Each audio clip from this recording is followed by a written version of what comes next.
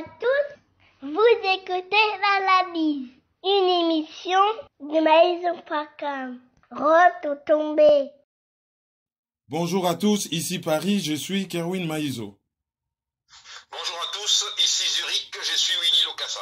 Bonjour Willy. Bonjour Kerwin. Nous sommes le 7 décembre 2018. Quels sont les titres de l'analyse d'aujourd'hui? Le titre. Premier point. Joseph Kabila a donné une interview bilan qu'on pourrait intituler « Dignité avant tout » à Colette Braeckman du journal Le Soir de Belgique. Deuxième sujet. La campagne électorale bat son plein entre le candidat du FCC, Emmanuel Chadari, d'un côté, Lamouka à sa tête, Martin Fayoulou et Cash, conduit par Félix Tshisekedi et Vital Kamerhe de l'autre. Tels sont les titres de l'analyse du 7 décembre 2018.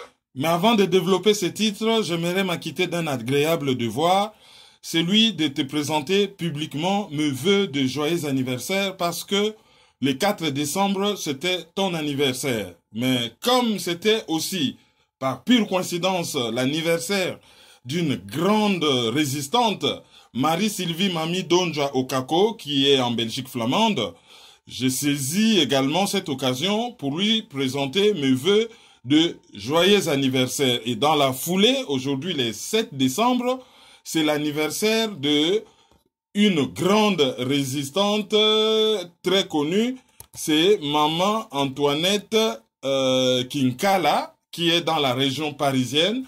Maman Antoinette Kinkala fête son anniversaire aujourd'hui. À tous les trois, je vous souhaite de vivre longtemps, heureux, de voir la libération du Congo et probablement d'y élever vos enfants, pourquoi pas vos petits-enfants, dans un pays prospère, libre et libéré de toute contingence humiliante telle que l'occupation que nous connaissons aujourd'hui. Donc, c'est tous les bonheurs que je peux vous souhaiter par rapport à vos anniversaires. Merci Kervin pour ce vœu d'anniversaire et je profite également de mon côté pour souhaiter un joyeux anniversaire à Marie-Sylvie Mami Donja Okako et à Maman Antoinette Kinkela à Paris. Ok, alors ça fait beaucoup de jours qu'on n'a pas été là, c'était pour des raisons indépendantes de notre bonne volonté. Juste signaler à ceux qui nous suivent que on a eu des emplois temps, mais très chargés, on était dans l'incapacité de présenter cette émission et puis on a eu un problème de bris de matériel, donc tout le matériel d'enregistrement a été brisé et là on est en train de tout récupérer avec des moyens de bord pour ne pas vous laisser en rade, histoire de vous mettre au point de ce qui se passe. Alors, une petite précision, cette émission n'est pas une émission d'information. L'information, elle est faite ailleurs, elle vous est présentée ailleurs. Cette émission vient tout simplement analyser une info qui existe déjà. Parce que beaucoup de ceux qui ont appelé se plaignaient, ah oui, nous n'avons plus d'infos, comment on va faire? Non, mais ça, ce n'est pas une émission d'infos. Continuez à suivre les infos, mais nous, on vient décrypter l'info. On vient répondre à la question pourquoi et comment. On ne vient pas tout simplement vous dire qu'est-ce qui s'est passé, mais on entre en profondeur. On répond à la question pourquoi et comment. Donc ça, c'était une précision, mais vraiment importante à faire. Et puis, on a quelques communiqués. On y reviendra vers la fin. Mais on vous signale que le 15 décembre, la Pareco Montréal organise une conférence. Ça sera à 14 h. L'intitulé de la conférence est « République démocratique du Congo à la croisée de chemin ». Parmi les conférenciers, il y aura Monsieur Gérard Makaya et Madame Angélique Mavinga. Et je suis aussi un des conférenciers. Alors, l'adresse, c'est Paroisse Notre-Dame d'Afrique, 45-50 avenue d'Orléans, Montréal, QCH1X 2K4. Je reprends, Montréal, QCH1X 2K4. Infoline bon, c'est pas info line, info, c'est 504, comme vous dites à Montréal, 514, 476, 60, 36.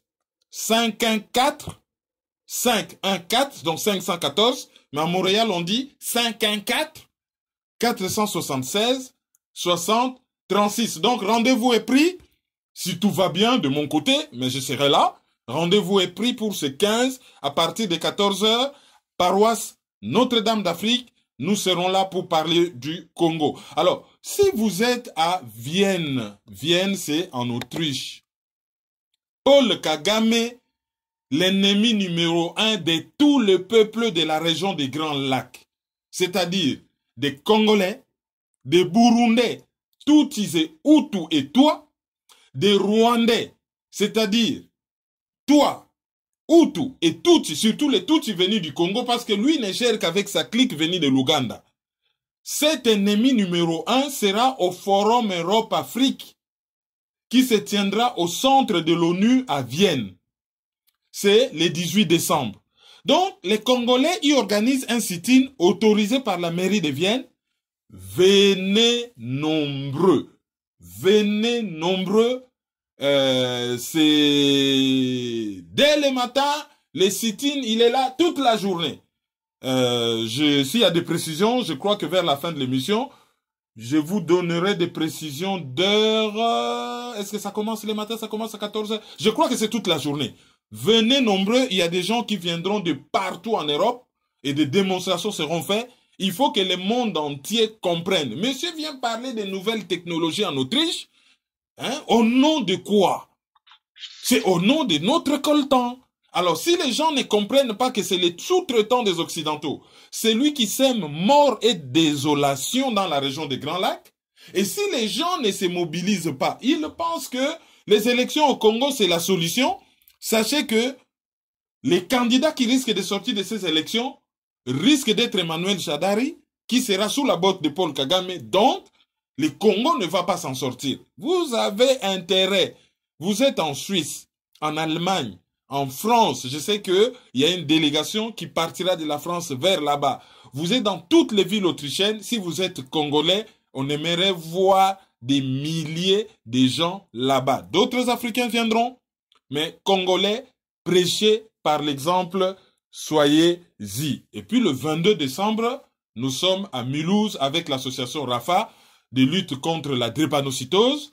Il y aura une très grande soirée, il y aura des tombolas, vous allez manger de la nourriture congolaise, l'analyse sera présentée en direct dans la salle, l'actualité expliquée aussi de Fabien Kouswanika, présentée en direct dans la salle, défilé de mode avec des grands couturiers, et tous ceux qui tiennent des activités économiques à Mulhouse soutiennent l'événement, donc ils seront tous là. Soyez nombreux, soyez nombreux. Alors, je sais qu'il y a quelques nouvelles tristes du côté de Mulhouse. Ça, on va peut-être voir à la fin de l'émission, quand on présentera des condoléances à quelques familles éprouvées. Ça, on y reviendra à la fin de l'émission. Alors, Willy Lokassa, je suis à vous pour démarrer l'émission. Oui, comme l'émission habituelle de Salam Alali na Frangala, donc, nous on dit directement le premier sujet du jour où il y a conférence, interview, bilan, il y a Joseph Kabila, dans le journal Le Soir, il y a Belgique, et pas il y a Colette Breckman. Nous avons tous suivi ces longues interviews, cette longue interview, où Kabila a accordé, et pas il y a Colette Breckman.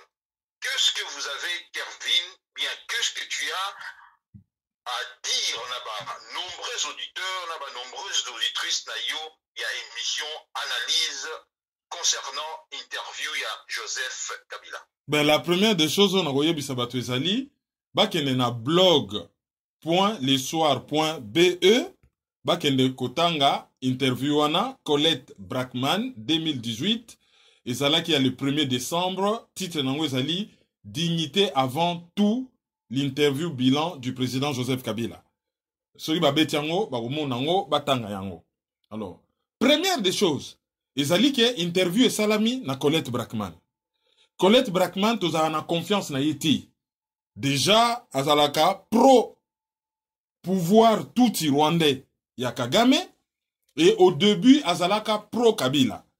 Et toyebi rôle nini ya lokuta oyoye ajua na likambo ya lokuta bakosela par exemple le maréchal Mobutu ya massacre ya étudiant ya université ya Lubumbashi.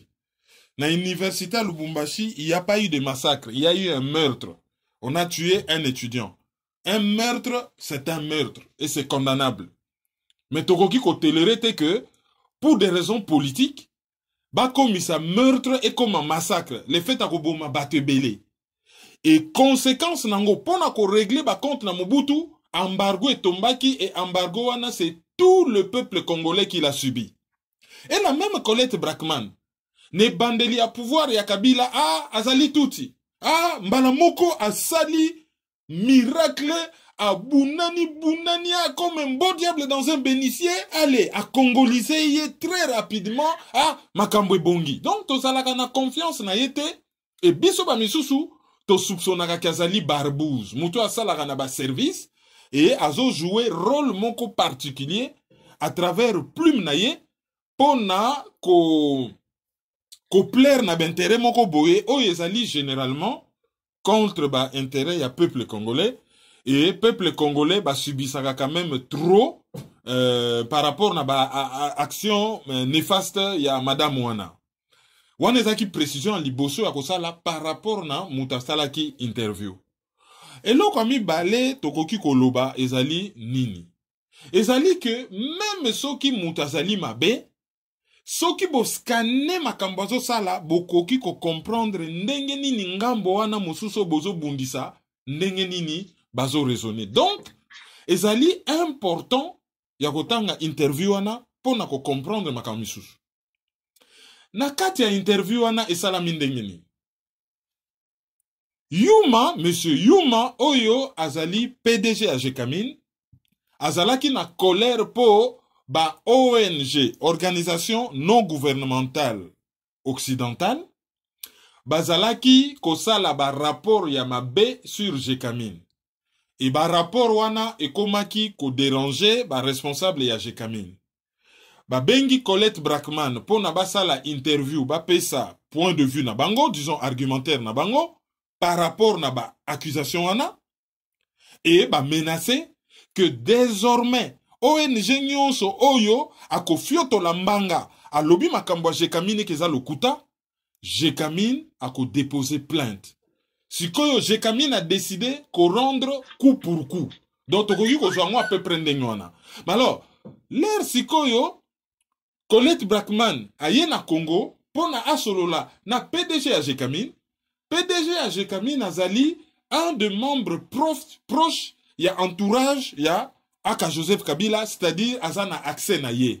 Ayebisi bango abibon, lokola pe bosalia wana Kinshasa, na koyede bino, bokutana na Joseph Kabila, bosolola na ye.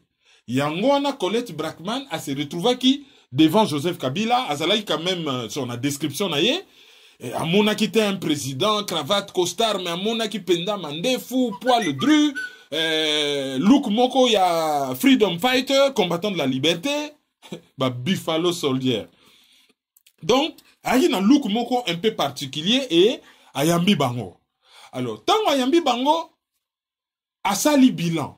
Et loko ali boso to remarqué, ezali analyse oyo, ezakaka bilan na ye makamba lobi, ezakaka o biso to réagit plutôt, ezali ndenge moko na oyo biso to loba, tango asalaka discours sur l'état de la nation, une espèce de discours bilan na congrès. C'est-à-dire que, soko tali interview wana, on a l'impression que biso na ye to vivaka na planète moko te.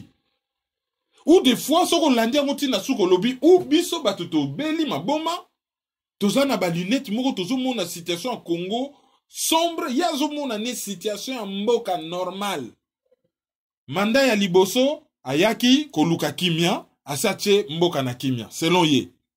Manda ya mibale ko consolider kimia et ko banda reconstruction. Yango na salaki.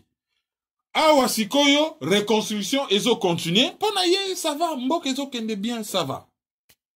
Donc ezalaki déjà surprise monene. Alors, eloko moko lobi Tango bazolo bane par exemple makambu ya bomengo richesse. Il y a PC exemple à Mobutu lobby oh. Tant Mobutu kendaka balobi azaka na mbongo so 14 milliards de dollars, ayiba mbongo, mbongo na ye richesse na ye fortune na ye personnel et leki kutu dette publique, dette extérieure ya mboka. Mais tant Mobutu akufi président, ya suis sous-présidente, loko le change à tout moment na confédération helvétique. J'ai pas vraiment ezalaka je crois présidente à l'époque ou président. Alekaki na kin atuni bon mbonga Mobutu eza wapi. Et puis maki 3 millions de dollars na bakes. Alors mbongo eke wapi. Wana la question qu'on peut se poser. Soit bakoselaki soko ke na hypothèse ya Joseph Kabila po a compléter lobi yo kanisi ke mutasa na ba milliards ako travailler na bureau ya ndenge lokolanga po Colette Brackman a précisé que bureau na yependeza sobre. Eza nango malongati, eza ndenge wana simple. Abio kasi mutasa ba milliards ako travailler na ba bureau ya boy. Bon, biso togo continuer pe ko réfléchir. Soit Mobutu azalaki na mbongo wana ba Suisse ba melier. Soit azalaki na mbongo wana te ba occidentaux ba koselier. Soit une troisième hypothèse na katikati ni l'un ni l'autre est livré et ça une hypothèse moko médiane qu'il faut chercher à trouver. Donc na cadre on a ko bakazali pauvre accueilli même jusqu'à ko prétendre que yekutu famille na ye basa ba PDG te basa ba ministre te en fait ba géraka mboka te mo azobosa na quand même que na ba institution en mboka aza na ba membre famille na yemi balé basa ba député et que na ba dossier neta ba Panama Papers tout le monde a pu bandeko na ye na ba Dubaï bazo gérer partout d'ailleurs na dossier ya Bloomberg sauf toke na hypothèse po yazo loba ke ba kosela ka Mobutu c'est que pe bazo kosela ye alors toke nesko na hypothèse que Panama Papers na Bloomberg TV et loba vérité mais soko tali balobi ezane loko moko teo esalamaka na Congo oyo et le cas par famille ya Joseph Kabila te même paiement ya soldat oh soldat moko azo travailler pour na Congo il faut eleka na circuit ya famille na yo comment akoki ko prétendre que bango bazane loko te soki toyebi que leki na ye soki zoé soki mfumwamba la soki ndeni babengaka ye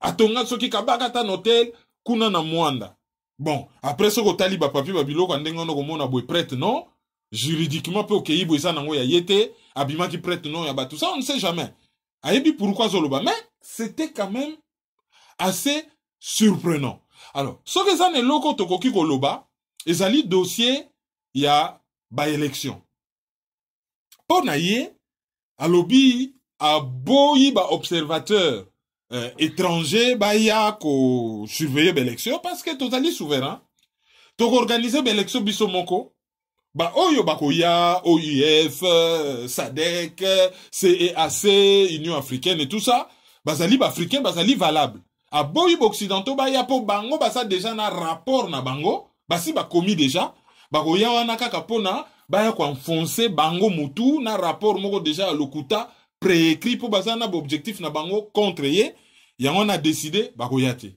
soki batuni mangama mbongo alobi oui to boyi mbongo na bango poto ba mendiant te do toza na besoin mbongo na bango te to kosala ngo na mbongo na biso moko et eloko ya grave oyo na moni oneti na ndoto alobi bako organiser ba meilleures élections oyo salama na noté na Congo banda 1959. J'hallucine. Donc on dirait ndoto on dirait bétoile ba hallucination olobi ben bon tatoyo avivaka na mboka nini akosala ngo na ba moyen nini mbongo nini ekosala mandenge nini ça surprend. Wana c'est par rapport na l'élection. Alors les batuni machine à voter lobi oh non makelele wana ba tchaki ezali normalement ba belge balinga ba pesa bango contrat ba machine à voter. Lokola ba pesi ba coréen yango wana bazocha makelele. Likamona faut préciser que l'élection oyo elekaki sur le plan informatique ba logiciel même si ça là qui élection papier mais bazan a besoin ba logiciel pour na ko compiler pour na mambebele et d'ailleurs ko sala na société Jets na Belgique et to yebipe na ba Panama Papers na ba Bloomberg TV ba scandale ebima par rapport na dossier wana et il y a même une association congolaise oyo et déposa plainte na tribunal par rapport na société wana Jets et sikoyo ba botoli bango kwanga batindi yango na Corée selon ye yango wana ba Belge bazocha makelele Tango batuni makambo ya ba sanction, ben apesi penza réponse. A lobby ba continuer kotia ba sanction na bango, il s'en fout. A lobby penza ndenge wana, il s'en fout.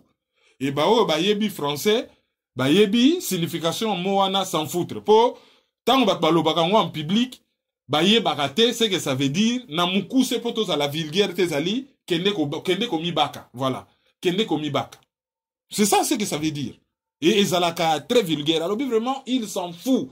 Na ba sanction na bango, ba continuer ko ba sanction ba bakisa kutu, aza kutu kunate. Donc on sent que aza na colère moko vers Belgique pour préciser, aza devant journaliste belge. Alors bien ministre belge, ya ba affaires étrangères afandi na mboka na ye, aza kunate pona a komantaka makambu ya ba Congo, hein, makambu ya Congo. Donc, azakuna te pona commenter. Pona observateur, il y en a 40 000 nationaux au bazala qui formé au bakozala wana par rapport na l'élection. Alors, sikoyo, ce qui to longwe, dossier oyo, il y a élection vue de l'extérieur. Ce to zongela on andenga kati. Otoko remarqué na interview wana que azo affiché sérénité moko un peu bizarre. On dirait mutaza sur na likamunaye. Akokende na ye nulle part aza na ye wana tout va bien. Alingaka na ye mabele akokende sa la ferme na ye apemi na ferme na ye tout va bien. Président okoya sima aide ye na ba conseil. Ah non, aza na besoin de conseil, aza na besoin de dignité. Ça dit dans le sens que ezala te mutu moko occidentaux ba ka ko commenter ba non, ya ozana besoin, ya conseil te, ozana besoin plutôt ya dignité. Et ye alingaka na ye mabele Batuba ya ko investir, ye azo investir na bilanga, asa na ye wana, akokende na yete, et les razo sala ba projection à venir en filigrane, na lobi bien en filigrane, c'est-à-dire, oh bino bozo mona so ozu mbongo, o tali bozo mona mbongo, mais so kote na kati ya mbongo mona ka neti dese moko bombani na sime, zo mona na zo mona na meza neti ya ko bombana, ba benga ngo en filigrane. So kotali azo leksa message moko ke akokende na yete, aza na ye wana et aza wana. Bien qu'il ne va pas dévoiler son jeu, mais son tali interview wana au détour de plusieurs phrases, azo signalé batuke ako kende te aza wana. Alobi po na ye armée, c'est comme malonga et comme discipliné, formé armée, to comme armée à malonga d'ailleurs. Tozo bimakutu na cadre oyo nde toza siko, tozo koma na cadre ya kokoma na industrie ya armement. Tobando sala ba bot ba uniforme ba minduki na Congo. Donc eloko moko oyo na mandane atikala ko lobate me alobiango na suka. Oyo yo mande Cécilie alobiango te, est-ce que ça na ba tiroir? Est-ce que donc azali sûr que plan na ezali monter, mutako koma président azali muto ya zo contrôler pour na ko mettre loko wana en place pour na ko annoncer na interview bilan oyo ezali que mande sili na dans quelques semaines. Ko annoncer loko ndenge wana oyo Bayokango, ni en débat na parlement, ni nulle part, ça paraît quand même un peu bizarre. Bon, à annoncer en haut quand même. Et tant qu'on va tourner les combats terrorisme, malobi ça blague te. Bato bazo sala ba dégâts na ba beni kuna. Ils alli ba terroriste. D'ailleurs, ba utaki ko kata batumitu na Mozambique. Le bakangi bango kuna, batuni bango. Basala ki formé na basamba ya Congo. Alors ceux qui occidentaux bazo comprendre te que Boko Haram, Bashebab, na batoyo, bazo boma batuna, Butembo, na Beni, na Bunia, tout ça. Bazali mutu moko so bazo comprendre te ba etali bango, mais ba yeba ke terrorisme c'est ye et ekozala ndongo mbala oyo. Donc ake toujours na discours wana terrorisme en filigrane et sous-entendu, donc il y a zo lutter contre le terrorisme. Donc il faut pas considérer comme mutu azo lutter contre le terrorisme, donc ba sécuriser. C'est en quelque sorte, c'est que on a pu comprendre en lisant cette interview. Donc, alors, les raciles ici, Makambu, il y a terrorisme, à Kota Kipe, Lisusu, hein, na moi, ba dossier Misusu Mike, mais Oyo, et zo renseigné biso Makambu Belete. Enfin, bref, na Nenga Mokuse, na interview à Joseph Kabila, il a bien travaillé, à Sali Moussala Ndenge Longobani, Batu bazali satisfait, na ba dossier Mike na Bosanaki, Tango Batounie, Mukwege prix Nobel de la paix, au félicita qui est. Alors, oui, à travers Janine Mabunda. oyo azali délégué naye chargé de la lutte contre les violences sexuelles afélicitaki à travers ye me boyebisa compatriote wana atika kobetaka bamasolo ya makambo esalamaka lisusu te mpona Joseph Kabila baviole esila do bayebisa mokwege atika bamasolo bazoviole bato baviole esila. Alors lisolo moko ezocircule makasi que Janine Mabunda wana apparemment on l'aurait violé, mais tant que toza na confirmation moko te officielle, par exemple par une agence de presse, toko supposé que zali rumeur et koki pe kozala fake news parce que 48 heures après va violer moto par 22 personnes, une si haute personnalité, grand commis de l'État a occupé ba haute fonction sans que ba média ba lobela yango. Je trouve que ça m'a tout l'air d'être une fake news. Voilà donc Joseph Kabila lobby en filigrane ou na mukuse. Il a bien travaillé. Ba occidentaux bazali contre biso, bazo kose la biso makambu, a ko résister, ben l'élection ko salama et ko salama bien et que tout va bien. C'est le logo déranger mboka ezali terrorisme. Donc ba oyo balingi ba aider to lutter contre le terrorisme. Enfin bref, il a travaillé bien et que tout va bien et que ya zaliwana a ko sala bilanga na ye et à part ko sala bilanga azawana, il est là et il y reste. Voilà, sans ya interview wana et donné par Colette Brackman à choisir peu moment na ye calmement. On se pose vraiment la question pourquoi avoir choisi ces moments pour couper sa interview wana dans la Libre Belgique et pourquoi avoir choisi Colette Brackman même si ce n'était vraiment pas son choix. Ezalaki yu mande mutu ayela ki Colette Brackman et ye andimi. Oui, Kerubin Maïzo. Outi ko aborder vraiment l'interview à Joseph Kabila Ningu Toloba. Mais il me semble que peut-être par inadvertance, Bosani point Mouriza très capital. En filigrane Ningu Zoloba, il a répondu en fonction de la nationalité naïe. Est-ce qu'il y a un échappé ou bien parce qu'on lui a posé la question? Oui, et échappé naï. Voilà, on lui a posé la question, ce qui il a été personnellement victime de la calomnie. Donc en filigrane, tout ça en fonction de la nationalité naïe. Il a répondu. Vous voyez ce qu'il a répondu là, s'il vous plaît? Réponse naïe par rapport à la nationalité naïe, ça dit Batbalobako Azali Rwandais. Pour na ya l'hôpital ye boulot na ye ezali ko travailler pour na mboka asa na temps ko lekisate na ko répondaka na makambat bazoloba. Donc à convaincre te à répondre na yete au fait ba ne balobaka à botter en touche. Ezandenge batunaka Félix Tshisekedi makambo diplôme na ya répondre que c'est des bêtises. Yepe batuni makambo nationalité en lobby asa na tante. Azo bosser pour na mboka asa na tante ba oyo ba ko loba ba loba asa na temps ko répondre na babilo ko anati. Donc il n'a rien convaincu et on n'a rien appris. Oui. Alors,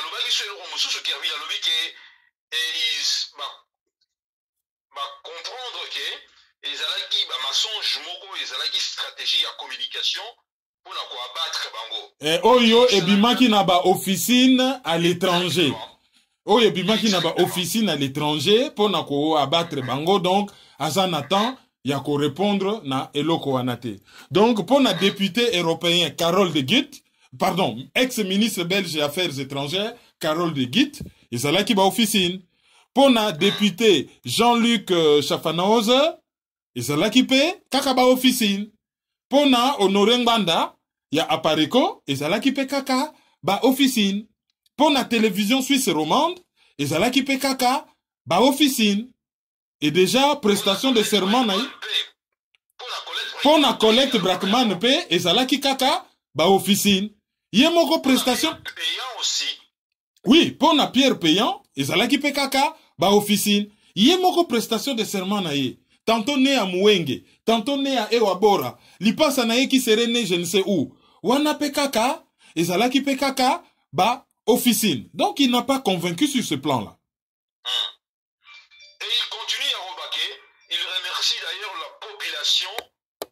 Qui a fait preuve de maturité politique et à conclure que la population va comprendre et que l'important est que les populations ont continué à faire la bango confiance pour un travail titanesque oyo ezali kozela bango nyonso. Oui, c'est ce qu'il a dit et ça ils ont étonné Batou. Ils ont étonné Batou, c'est-à-dire le fait que population bah chauffer était sur un plan aussi important parce que likambo Batou balobaka wana c'est pas de la xénophobie, hein, c'est du droit. Pour na ko diriger mboka, il faut ozala en conformité na mibeko ya mboka wana. Awa na France awa pona ko ozala même au ramasseur de poubelles ndeto mona ka balati bilamba jaune na sima véhicule baso ramasser ba poubelle. Lokola bazala ka ba fonctionnaire ya hôtel de ville. So oza na nationalité to ko ramasser ba poubelle te hein. C'est question ya loi. Ezali question ya xénophobie. Yango na ko recommander batu ba kende ko tanga lettre oyo Maître Reti Amouli intitulé lettre d'un citoyen ordinaire oyo akomelaki Obin Mina kuna Kengo Adondo azotu na bango alobi na kati ya lettre na lobi to lobi bino moko mibeko lobi la nationalité congolaise est une exclusive. Comment expliquer que bato yo ba perdant nationalité congolaise pour ba koma ba belge ba français ba américain ba yawana na ba institution ba sa na parlement ba zo voter ba loi. Or to yebi que en droit Fros omnia corrompit. La fraude corrompt tout. Donc, les yo yé na parlement frauduleusement sans en avoir la qualité, ça doit na nationalité, ba loignon sozo voté, y compris même ba koro yo mbo kezo signé na bato baza na qualité te, ba koro wana nyonso ekoko ya caduc par la fraude. Donc, yeso ka koma ki président, sans en avoir qualité, en ayant une autre nationalité, a violé ba loi na biso. Parce que pour nous, à la officier armée rwandaise, il faut à la rwandais.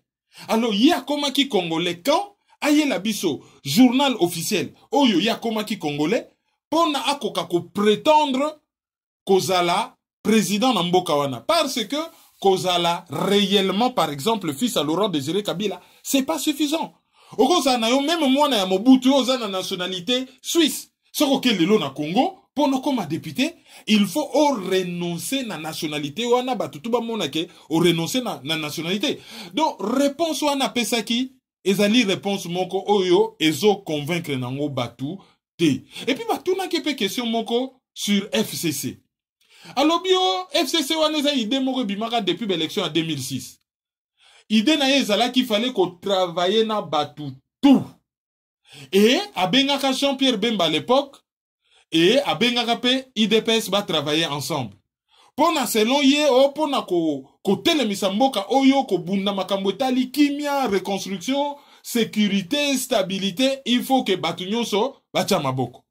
Yangona année passée après bakor ya Saint-Sylvestre oyo le 31 décembre 2016 et tango ba parti mingi ya opposition ba koti na gouvernement atuni bango question alobi sikoyo ndenge tozo sala esika moko depuis une année. Est-ce que toko kende na ba élection en tant que ba frère na ba sœur ou toko kende na ba élection en tant que ba ennemi? C'est question nande mutu et botaki réflexion oyo et bimisa FCC. C'est-à-dire ba soutenir bango nyonso même candidat. Ba sala bango nyonso na programme moko ya reconstruction économique et ba continuer musala oyo ye asalaki. Mais les batuni balobi, mais est-ce que plateforme wana ezali parti iniquité?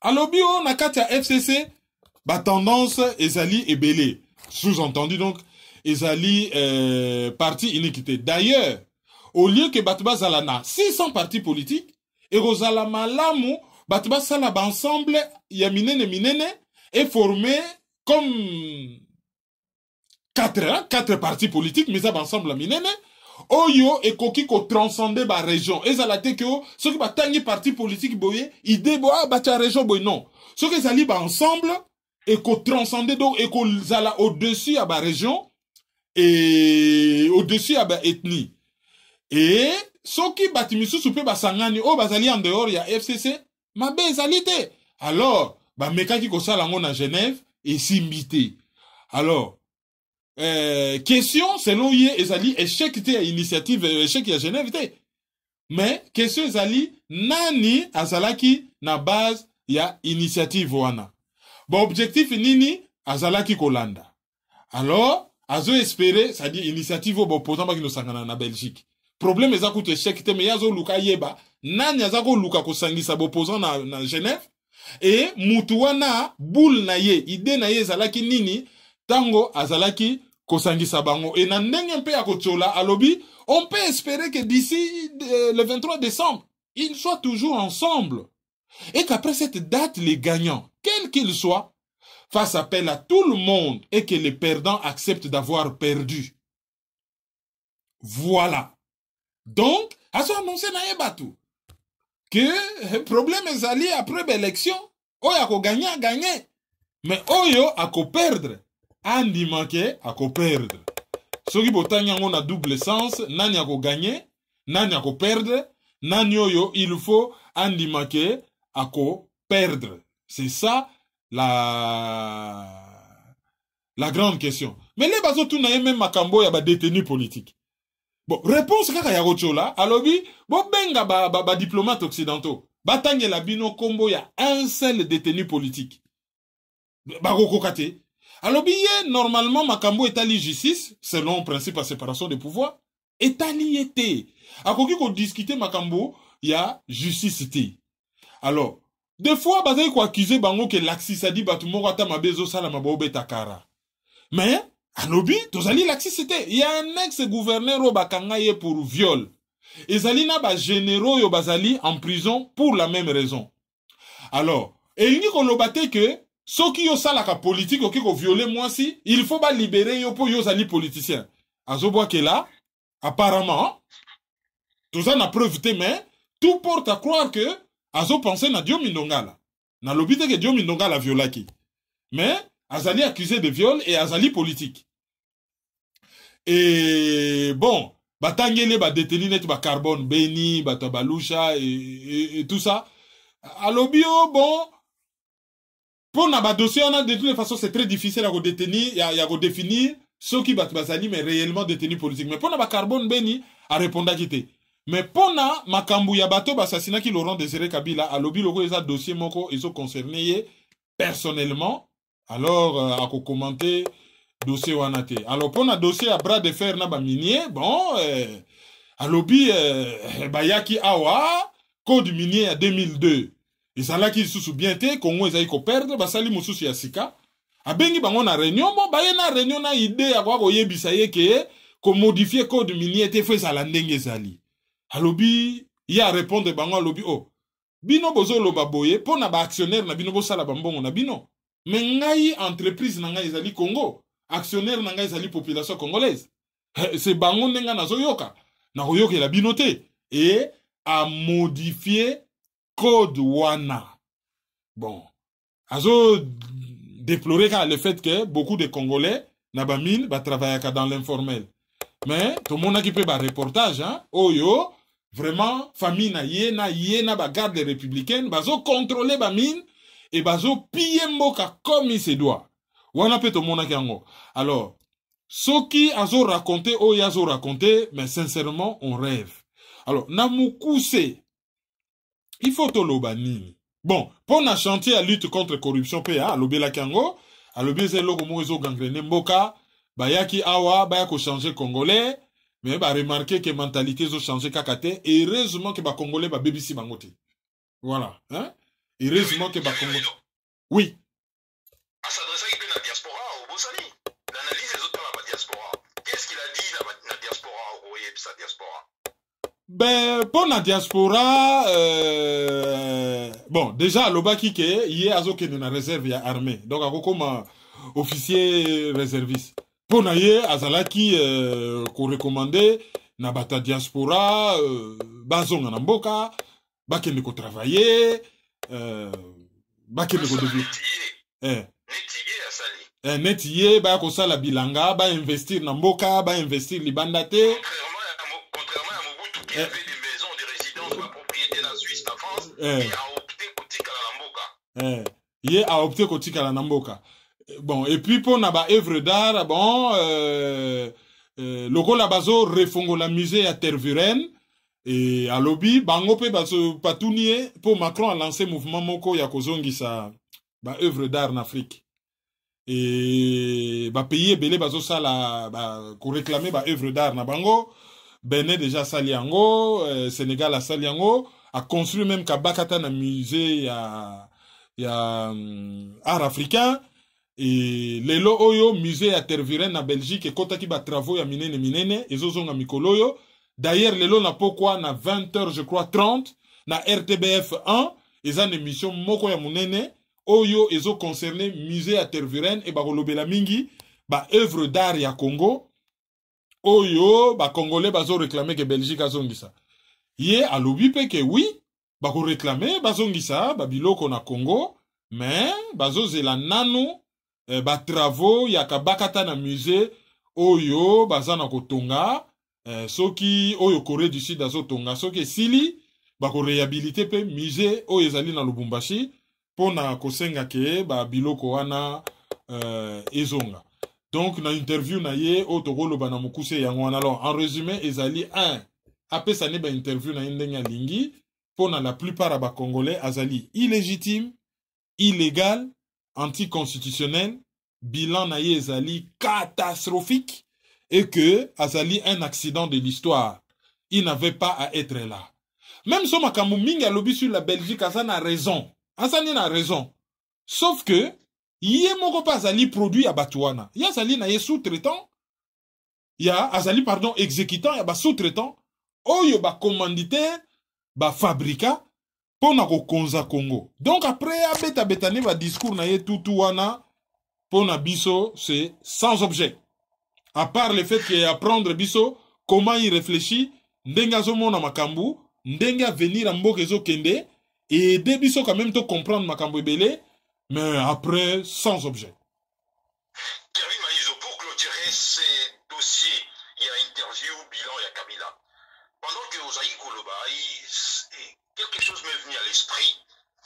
N'a pas connexion à ce qui se passe en Angola.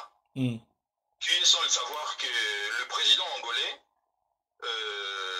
Joao Lourenço, Ayamba, qui il y a 1 ou 2 jours en Angola, un grand activiste, où il va lutter contre, comment dirais-je, détournement, et bambongo, évasion fiscale, détournement en Angola.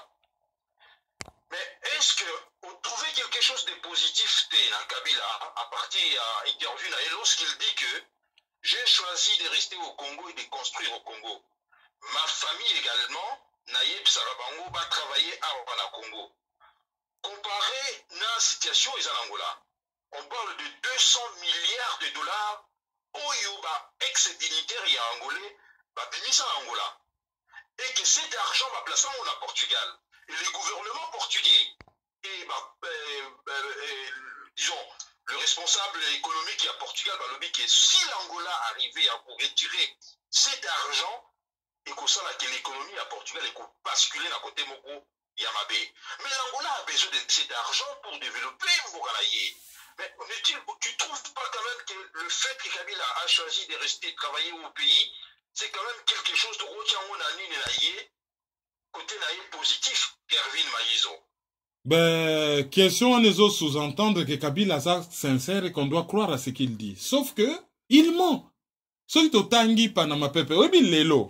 Osan a besoin de, ba mon immeuble à 50 étages na Manhattan, na New York, ou ba mon ngosoki na Canary Wharf na Londres, ou na City, po ba yeba ke yo yiba gambongo zotonga. Lelo mbongo eza na ngoli kamba baje d'écriture. Na ba paradis fiscaux, Kabila na système na yeba bimisa combien? Yoko zala na yo physiquement na mboko zotonga. Bato baza na Canada. Bata la dossier oyo ya Emmanuel Andropriako. Oyo azali conseiller financier à Kabila. Bazo blanchir mbongo kosombaka appartement ya luxe na Canada. Mbongo ezo leke pa ya ndeko na ye na Émirats Arabes Unis. Bakende na Tanzanie. Bakende kotala ba immeuble. Oye lobamaki na Panama. La question c'est ezali lokuta to ya solo.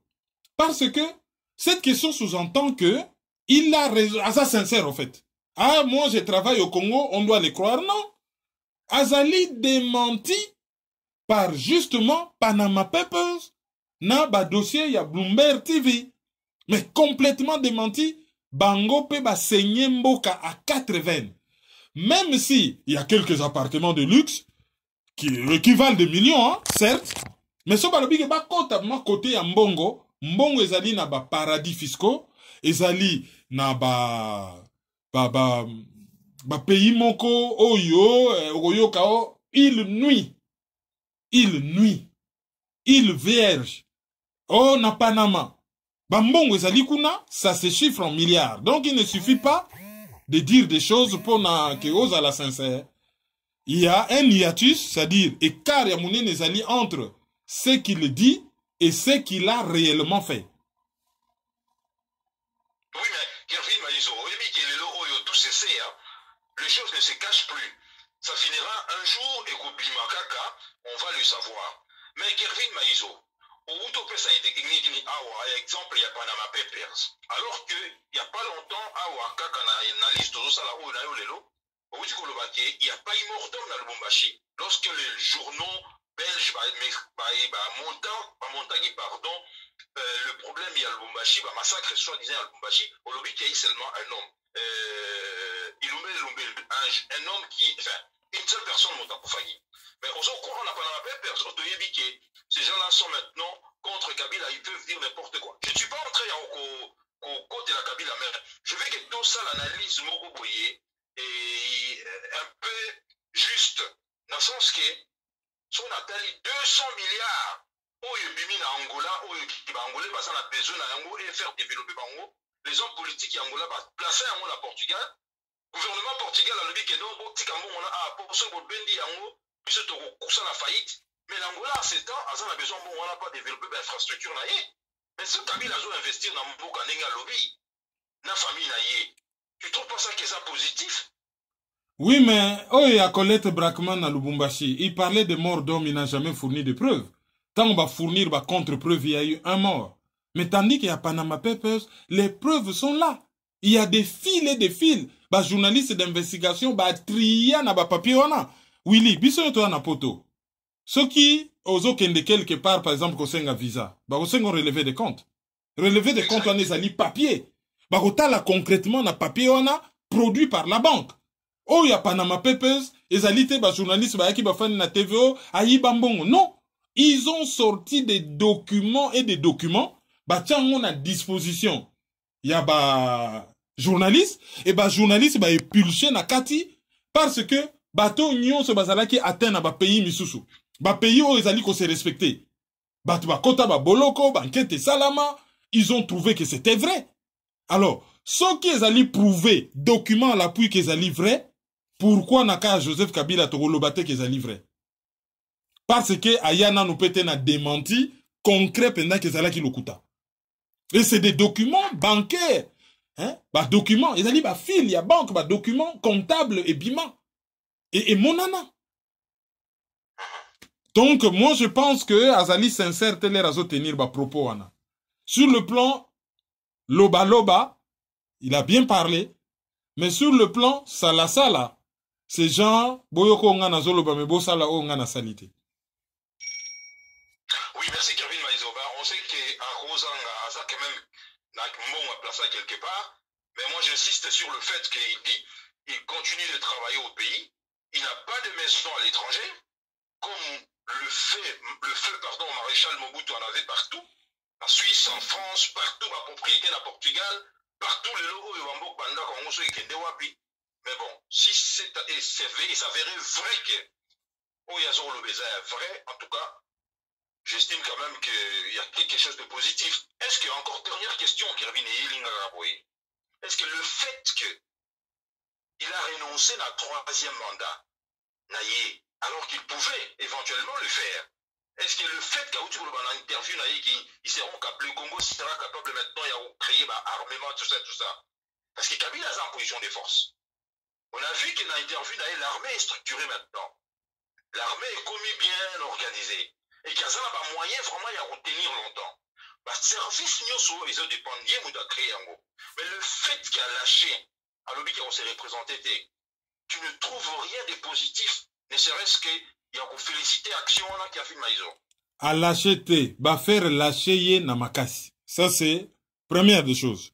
C'est cette population congolaise, oh batba sekaka, oh yo épesi leçon à toute l'Afrique, l'Afrique centrale, que chez bino ba biloko bino bo tolérer ba modification ba constitution ba nini ba élection à la soviétique au Congo. Oh yemoko Joseph Kabila lobaki que les Congolais ce n'est pas n'importe quel peuple.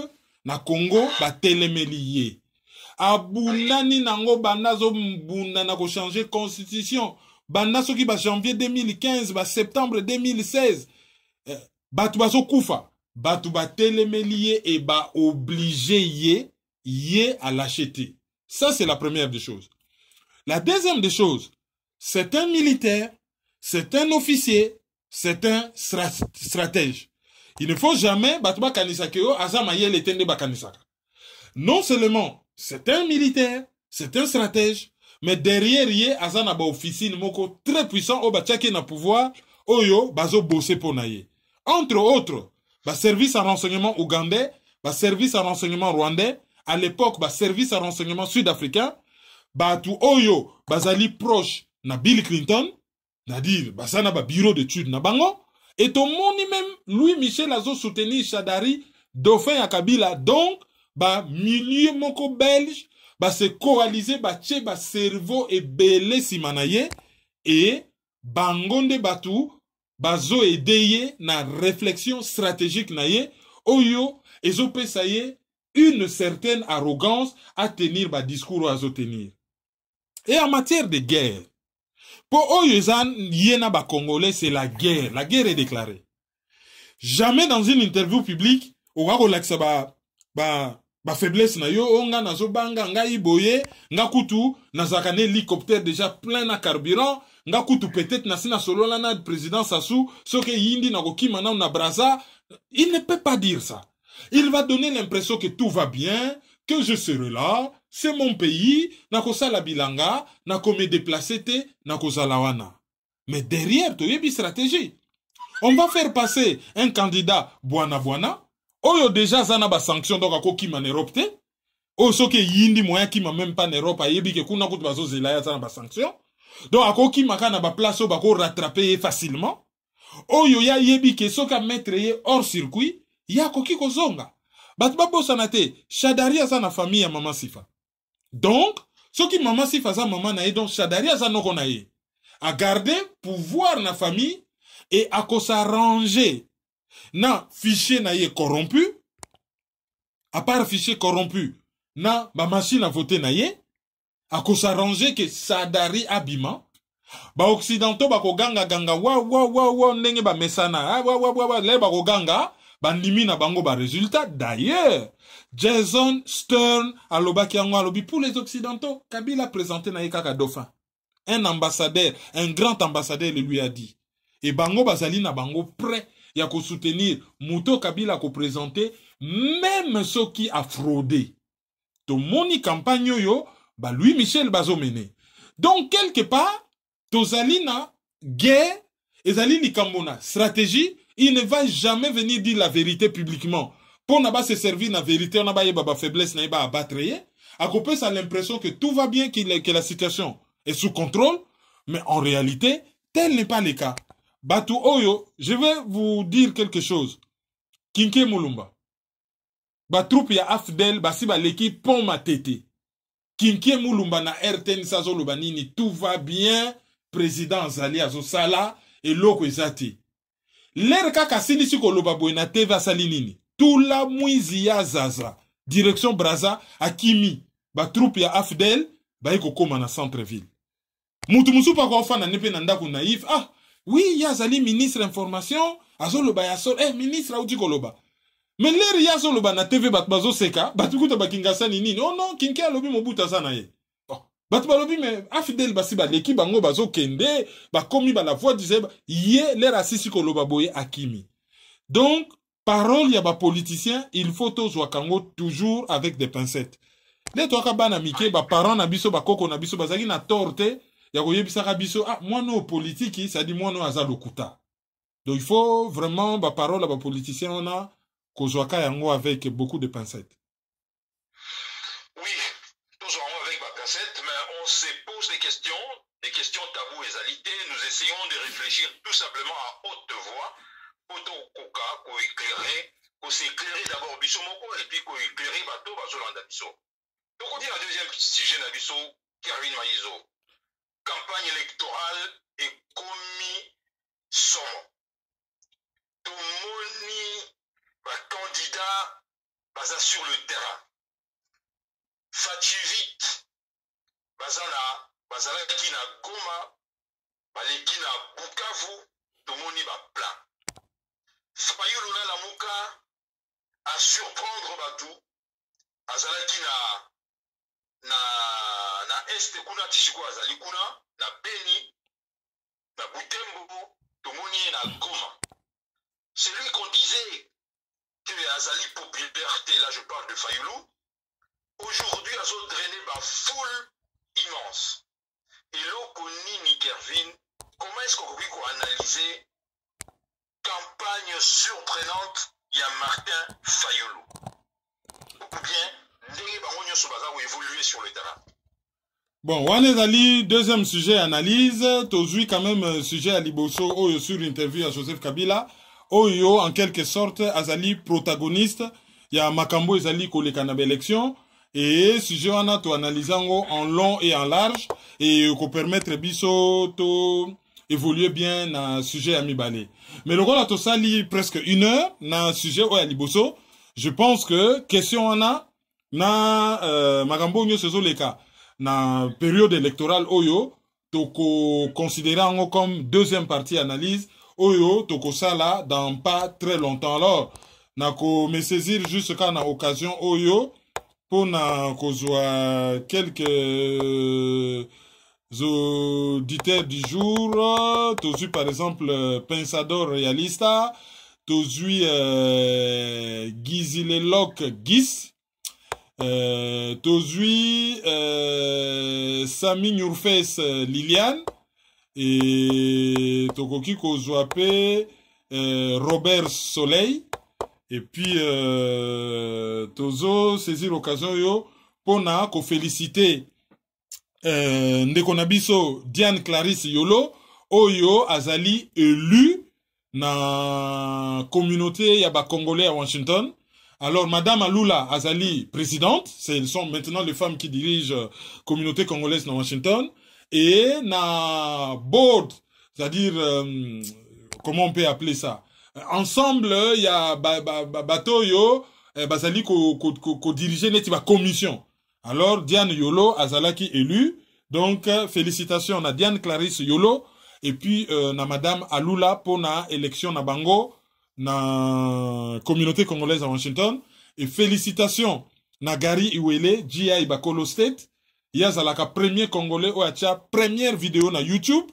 Donc, azali koko ba congolais nyonso ba koma lelo na YouTube, yé mutacha toute première vidéo, azwaka prix moko ya excellence, comme étant, voilà, pour na apport na yé, hein, ya na communauté congolaise na États-Unis, azwaka prix moko ya excellence, nous ne pouvons que les féliciter par rapport à cela. Alors, quelques nouvelles tristes, il y a quelques semaines, Ndekonabiso Frank Sandokanda a perdaka grande fille na yé. On lui présente nos condoléances les plus attristées. Et les lo oyope na Milouze, ezali na maman mokope à Tikibiso, azali, moi si ya Ndekonabiso pe, azalaka musicien.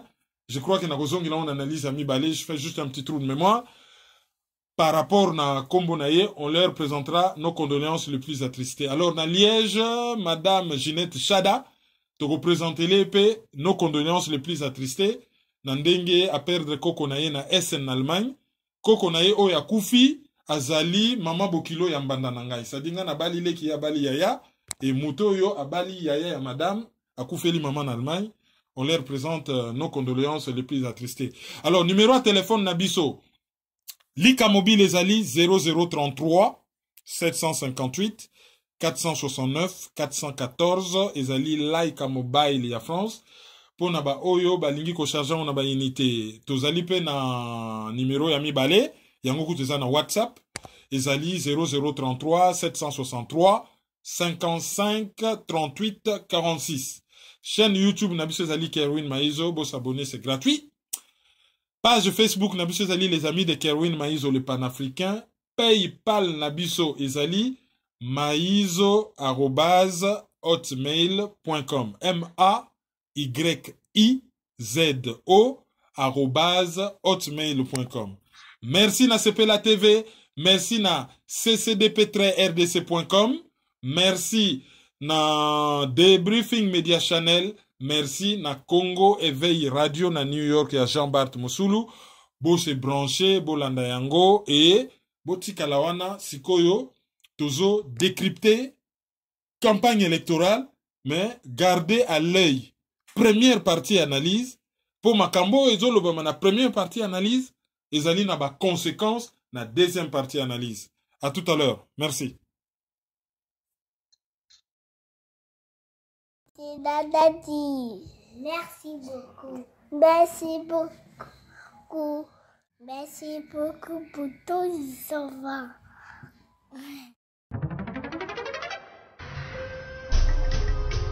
Yo, petit à petit, Kerwin implique Banakin.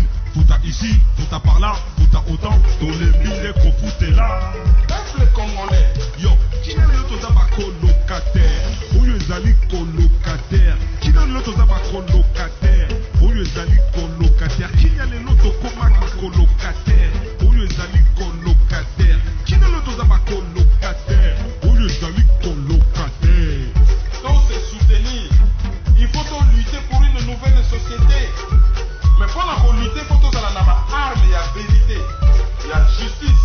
Tontika le puta, tontika l'hypocrisie. Mbokezo qui est na parti, mbokezo qui est na sans position, la génération n'a pas besoin de couper, donc qui est na couper sans position, sans solution. Mais nous vivons dans les pays un temps de confusion, d'obscurité, de désespoir. Mais nous savons qu'au plus profond de la nuit, l'aurore pointe déjà à l'horizon. Analyse sur la liste.